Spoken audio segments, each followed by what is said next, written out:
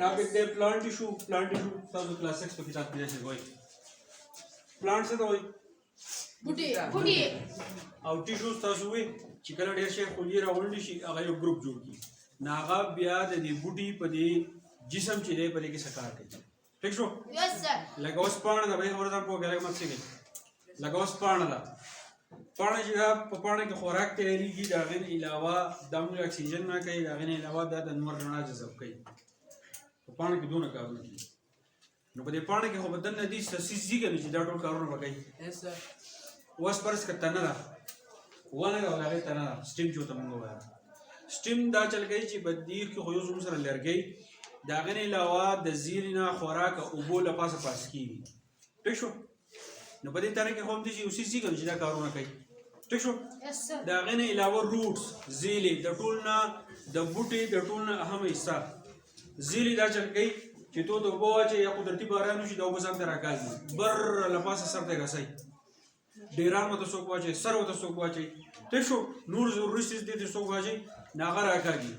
په خپله یې جذب کړي، تنې له یې ورکړي، میوو ته، پاڼو ته، خاښونو ته، دې ټولو ته یې ورسوي.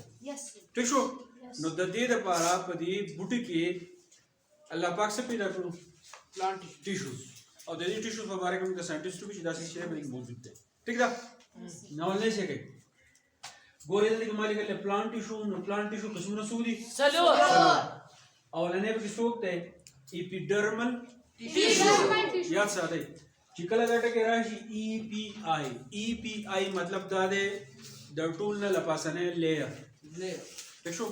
لکه فرض کړو موږ دا سرمن ده، دې لپاره موږ د ای پی ټکی چې دی موږ استعمالوو. ټیک شو؟ اوس د بوټي هغه حصې چې په هغې د بوټي هغه حصې چې موږ ته ښکاري نو په هغې باندې له پاسه چې کوم ټیشوز موجود دي هغې ته څه وایي؟ اپیډرمل ټیشوز. دلته کې ما لیکلی دی فنکشن څه کوی تاسو وایي اپیډرمل ټیشو. د اپیډرمل ټیشو کار څه دی څه کوی کورس. دا پټۍ څه پټۍ لکه څه کوه چې دې ورځان وکړئ لکه فرض کړه زه څادر روانم دا داسې خور کړم تاسو ټول پټ شول. ټیک شو؟ نو اوس د بوټي چې کوم هغه حصې چې کوم موږ ته ښکاري نو په هغې باندې له پاسه دا اپیډرمل ټیشو چې دی دا موجود دي. نو کورس د بوټي د بهرنۍ حصې څه کوي؟ کور کوي، پټۍ یې. ټیک شو؟ بل څه چل کوي؟ پروټیکټ، حفاظت ورکوي. لکه اوس فرض کړه زموږ دا سرمن ده، سرمن د وجې نه زموږ دننه وجود چې دی پټ دی او دا سرمن زموږ حفاظت کوي. په دې پوه شوې؟ که تیزه سیلۍ راځي زموږ په سرمن باندې لګي زموږ جسم ته نقصان نه ورکوي. صحیح شو؟ که جراثیم راځي زموږ په سرمن باندې لګي دننه ډایرکټ نشي تللی. نو دغه شان چې زموږ سره کوم بوټي دي نو په هغې باندې له پاسه دا اپیډرمل ټیشو موجود دي د دې بوټي دا جسم چې دی پټۍ او د دې حفاظت کوي. پوه شوې؟ اوس یې کوئ اوس دا اپیډرمل ټیشو په کوم ځای کې ویر اټ از فاؤنډ وایي دا په کوم ځای کې سرفیس اف لیوز زموږ سره چې کومې پاڼې دي په هغې له پاسه موږ ته ښکاري نه خو دا موجود دي. او د هغې نه علاوه سټیم په تنو باندې او روټس او په زیرو باندې. په دې پوه شوئ؟ اپیډرمل ټیشو پوه شوئ؟ ښه. دویمې زموږ سره دی فوټوسینتھیټک ټیشو. فوټوسینتھیټک چې دی فوټوسینتھیسس نه وتی دی د فوټوسینتھیسس په وجه باندې بوټی موږ له دوه څیزونه راکوي. کم نو فوټو رڼا سینتھیټک تیاروي. نو زموږ سره په بوټو کې چې کله فوټوسینتھیسس کېږي نو د هغې لپاره چې کوم ټیشوز ذمهوار وي هغې ته څه وایي؟ فوټوسینتھیټک ټیشو. دا څه کوي؟ فنکشن کار څه کوي؟ میکس فوډ. فوټوسینتھیسس ټیشوز څه جوړوي؟ ځان له خوراک تیاروي. خوراک جوړوي. دا بوټی چې دی ځان له خوراک تیاروي. چې څه کله ځان له خوراک تیار کړي نو دا بوټی د خوراک په خپله هم استعمال کړي او موږ له دې هم راکړي. موږ له دې څنګه راکړي؟ موږ یې ډیږو، موږ یې کټ کوو، موږ یې د زیرو نه راوباسو. ټیک شو؟ اوس فوټوسینتھیسس په کوم ځای کې څه کوي؟ ګرین لیوز. په بوټي کې چې کومې شنې پاڼې نه دا په هغې کې موجود دي. دې پر پوه شوئ؟ درېمې زموږ سره دی سپورټینګ ټیشو. څه کوي؟ سپورټینګ اصل کې مطلب دا دی سهاره ورکول. نو سپورټینګ ټیشو چې دی د دې کار سره سپورټس اینډ سټرینګتنز. سپورټ مطلب دا دی چې دا بوټي له سهاره ورکوي. که زموږ سره خاښ دی، که پاڼه ده، تنه ده، زیله ده نو ټیشوز زموږ سره چې دی موجود وي او دې له سهاره ورکوي. ټیک ده؟ د هغې نه علاوه سټرینګتنز د بوټي یو حصه چې د هغه مضبوطوي. صحیح ده؟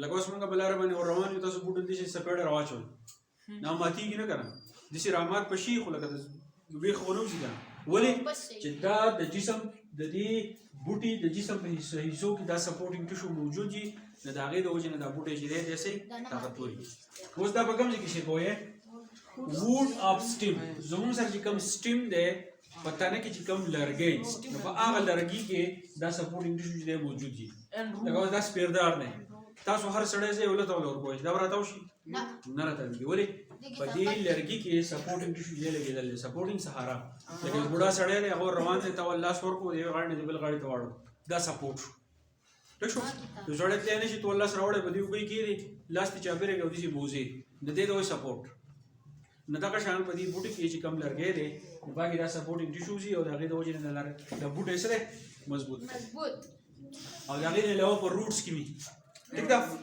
ځکه دا زیري چې دي زموږ سره خورېږي او د دې زیرو د وجې نه دا بوټی چې دی زموږ سره بالکل دغه شان نه ولاړ پوه شو په دې Yes, sir. څلورم نمبر ټیشو زموږ سره دی ویسکولر ټیشوز د ویسکولر ټیشوز اصل کې دا ویسکولر ټکی چې کله موږ وایو که نه لکه د دې مثال چې دی لکه لارې په لاره باندې خلک ځي بل مثال داسې دی لکه زموږ جسم دی زموږ په جسم کې رګونه دي په هغه رګونو کې وینې چولي نو دغه شان دا لارې چې دي دا په دې بوټو کې هم دي څه کوئ موز واټر اینډ فوډ نو ویسکولر ټیشو څه کار کوي د دې د وجې نه خوراک د زیرو نه له پاسه ځي او فوډ په پاڼو کې چې کوم خوراک تیار شي نو د پاڼو نه بعد دا خوراک تقسیمیږي د له پاسې نه والا د زیرو پورې دې باندې پوه شوئ چې خوراک تقسیمیږي اوبه تقسیمیږي نو دې له خو سلارې پکاري که نه نو د هغې دپاره الله پاک په دې بوټي کې څه پیدا کړلی ویسکولر